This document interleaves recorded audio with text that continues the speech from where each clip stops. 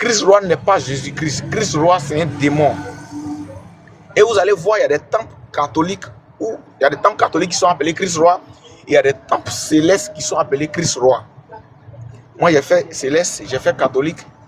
Et je sais c'est quel esprit ils adorent. C'est le même esprit, mais qui change de facettes dans chaque communauté, à chaque époque, à chaque période et chez chaque peuple. C'est comme ça qu'ils se comportent. Voilà.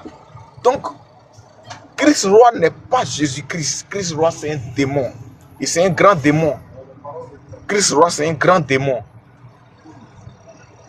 Si je peux l'appeler une autorité, ou bien une domination, ou bien une principauté, Christ roi, c'est un démon. Vous pensez que le nom qui est invoqué là-bas, vous pensez que quand Jésus a dit, ce verset-là, même souvent, nos frères musulmans ne le comprennent pas. Dans Matthieu 7, 21, où Jésus dit, en ce jour-là, plusieurs me diront, Seigneur, n'avons-nous pas prophétisé par ton nom? Vous pensez qu'il parle des vrais chrétiens, quoi? Il ne parle pas des vrais chrétiens, hein? Il ne parle pas des vrais chrétiens. Il parle des faux circoncis. Il parle des faux chrétiens, c'est-à-dire ceux qui font les choses par le nom de Jésus. Un vrai chrétien ne fait pas les choses par le nom de Jésus. Un vrai chrétien fait les choses au nom de Jésus. C'est dans le nom de Jésus qu'il y a le pouvoir. Ce n'est pas par le nom de Jésus, c'est dans son nom. C'est pourquoi il dit en mon nom, il n'a pas dit pas mon nom. Marc 16, il dit en mon nom, ils chasseront les démons. Il n'a pas dit pas mon nom. Un vrai chrétien fait les choses au nom de Jésus. Ce n'est pas par le nom de Jésus. Et cela même là a été dit depuis le livre de... C'est ça, non? Malachie 4. Il dit car voici, le jour vient ardent comme une fournaise, où tous les méchants et les hautains seront comme du chaume. Le jour qui vient les embrasera, dit l'Éternel des armées.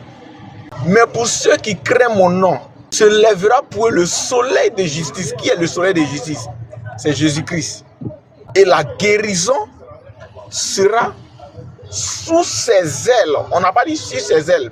Si on dirait sur ses ailes, ça va faire référence à Matthieu 21, ceux qui vont faire les choses par le nom de Jésus. Mais quand on dit sous ses ailes, quand on parle de sous, c'est dedans. C'est-à-dire c'est en lui que le pouvoir sort. Donc la guérison n'est pas sur ses ailes, mais c'est sous ses ailes.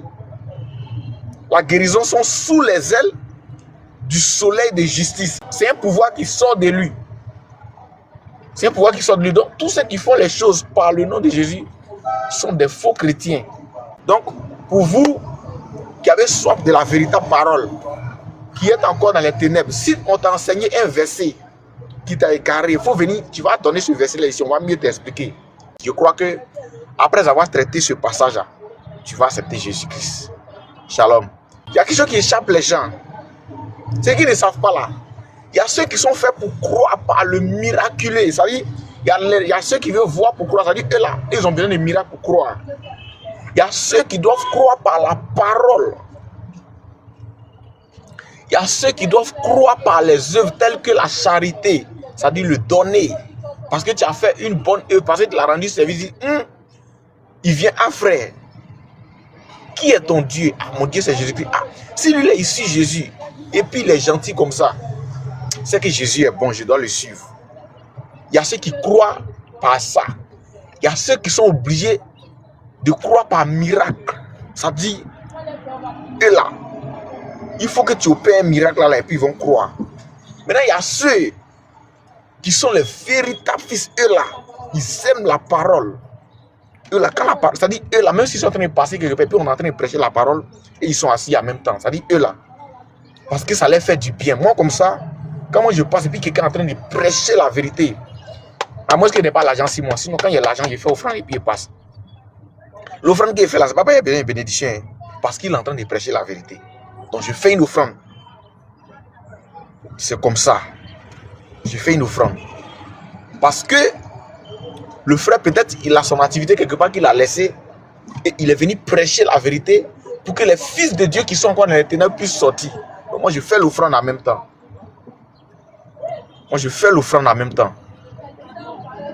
Frère, merci pour le cadeau. Merci. Que Dieu te bénisse. Donc, je fais l'offrande. Donc, quand la vérité est prêchée là, quand vous voyez, quand quelqu'un est en train de prêcher la vérité et qu'il y a des personnes qui le dénigrent, il y a les personnes, même d'autres même peuvent chauffer l'eau pour venir verser sur lui. D'autres même peuvent prendre les sauces graines chaudes qui est au feu pour venir verser sur lui. Dieu ne les aime pas. Dieu n'aime pas ces personnes. Dieu n'aime pas ces personnes. La Bible dit, Jacques dit dans ses épîtres, tu crois qu'il est un seul Dieu, il est vrai. Mais les démons aussi le croient, mais ils tremblent. Maintenant, pourquoi eux ils croient et puis ils tremblent? Pourquoi les démons eux, ils croient et puis ils tremblent? C'est la question qui reste posée. Mais pourquoi nous on croit et puis on ne tremble pas? Parce qu'on a la certitude que Jésus-Christ est le Fils de Dieu. Il est le Dieu Tout-Puissant et on ne peut jamais associer Jésus-Christ à une autre divinité dans nos adorations. Ce qui fait que les démons tremblent. Ils savent très bien que Jésus-Christ est Dieu. Mais en même temps, ils sont sous la domination de Satan. Donc là, ils tremblent. Donc quelqu'un qui dit que lui croit en Jésus et puis il adore autre chose, il va toujours trembler. Parce qu'il va vivre dans la peur. Tu vas vivre dans la peur. Parce que lui, Jésus, il ne partage pas sa gloire. Tu ne peux pas l'associer avec quelque chose et puis il sera en paix dans ton esprit. Tu seras toujours tourmenté psychologiquement et mentalement. Tu ne peux pas associer Jésus à quelqu'un. Ces personnes-là, regardez-les. Ceux qui disent adore Jésus, et puis quand ils rentrent dans une église, ils sont obligés de se prosterner devant une statue. Ou bien, qui disent adore Jésus, et puis quand ils prient, ils sont obligés de réciter le nom d'un mort. Ces personnes-là, ils tremblent, ils ne sont pas en paix. Ils pensent qu'ils sont en paix, mais ils n'ont pas la paix. Ils n'ont pas la paix. Puisqu'ils viennent encore avoir 12 milliards, ils n'ont pas la paix. Salomon a dit, et Jésus-Christ a renchéri, à quoi servira-t-il un homme de gagner le monde s'il perdait son âme? Ça sert à quoi de suivre une divinité pour dire que cette divinité me bénit? Tu vas avoir 12 millions, 12 voitures, 12 femmes, 12 enfants, 12 maisons, et puis tu vas en enfer. Regardez bien le langage de Jésus-Christ dans Matthieu 6. Il dit, cherchez premièrement le royaume et la justice de Dieu. Et toutes ces choses vous seront données par-dessus. Qu'est-ce que tu cherches ce matin que Jésus ne peut pas te donner? Qu'est-ce que tu as besoin que le Seigneur ne peut pas t'accorder? S'il a créé le ciel et la terre, s'il a fixé des limites à la mer, s'il a parlé à Lazare qui était pourri pendant 4 jours, et puis Lazare est sorti du tombeau, toi ton cas là, c'est quoi? Et puis Jésus ne peut pas faire. Mais son problème, il ne veut pas te bénir pour que cette bénédiction-là t'emmène en enfer. Son problème, il veut te bénir. Mais avant cette bénédiction-là, il veut que tu sois sauvé. Parce que lui, son but premier là, c'est la vie éternelle. Et c'est son attribut. Jésus-Christ est la vie éternelle. Donc, lui là, les choses éphémères là, ça ne le regarde pas. Ça ne le regarde pas. Son premier but là, c'est de te donner la vie éternelle. Il dit chercher premièrement le royaume et la justice de Dieu. Et toutes ces choses vous seront données par-dessus. Quand il parle de toutes ces choses, peut-être que moi, il y a besoin de voiture. Je dois chercher d'abord le royaume et la justice de Dieu. Peut-être que toi, tu as besoin de te marier. Cherche d'abord le royaume et la justice de Dieu. Peut-être que toi, tu as besoin d'un travail, tu es au chômage. Cherche d'abord le royaume et la justice de Dieu. Peut-être que toi, tu veux voyager. Cherche d'abord le royaume et la justice de Dieu. Peut-être que tu as cherché ton passeport pendant des années, tu n'as pas eu. Cherche d'abord le royaume et la justice de Dieu. Peut-être que tu veux être un leader, tu veux que si tu parles, tout le monde n'a qu'à t'écouter. Cherche d'abord le royaume et la justice de Dieu. Et toutes ces choses te seront données par-dessus. Il n'y a que Jésus-Christ seul qui peut te donner toutes ces choses que tu veux par-dessus. Qu'est-ce que tu cherches ce matin par-dessus et que tu n'as pas encore obtenu? Qu'est-ce qui bombarde ton esprit, anime ta pensée? Qu'est-ce que tes yeux cherchent à voir et que tes yeux n'ont pas encore vu? Qu'est-ce que tes mains veulent saisir et que tes mains n'ont pas encore saisi? Qu'est-ce que tes pieds veulent posséder et que tes pieds n'ont pas encore possédé? Cherche d'abord le royaume et la justice de Dieu. Il renchérit encore dans Jean 10. Il dit, le voleur ne vient que pour dérober, égorger et détruire. Moi, je suis venu afin que les brebis aient la vie et qu'elles soient dans l'abondance. Regardez toujours le langage de Jésus. Ça fait toujours référence à Matthieu 6 là-bas.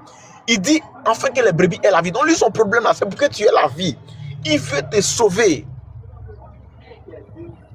Afin que les brebis aient la vie et qu'elles soient dans l'abondance. Donc, lui, son premier but, c'est de te donner la vie éternelle. Et après l'abondance, c'est la bénédiction. Frère, il a compris ici la sagesse ce matin-là. Parce que je suis en train de prêcher la parole du Seigneur. Et que tu m'injures. Je te maudis et je maudis ta descendance au nom de Jésus. Continue. Envoie les commentaires déplacés. Je sèche ta vie. Si tu ne crois pas là, tu vas revenir ici pour me témoigner ça. Je continue. Donc le but premier du Seigneur Jésus-Christ, c'est de te donner la vie et de te mettre dans l'abondance. De te mettre dans l'abondance. Donc, lui, il ne veut pas te donner l'abondance et puis après t'envoyer la vie. Parce qu'il sait que s'il te donne l'abondance, cette abondance-là va t'éloigner de la vie. On a vu des personnes, Dieu les a bénis à 100 000, ils sont devenus bélémans. 100 000, ils sont devenus coqueliers internationaux. Même 10 000, ça dit même pour avoir 10 000 c'est problème. Le jour où Dieu les a donné 10 000, ils insultent les grandes personnes. Ils font ce qu'ils veulent. Ils manquent de respect. Vous voyez? Donc, le problème du Seigneur Jésus-Christ, ce n'est pas la bénédiction qu'il ne peut pas te donner. Jésus peut te bénir. De là à là. De là à là.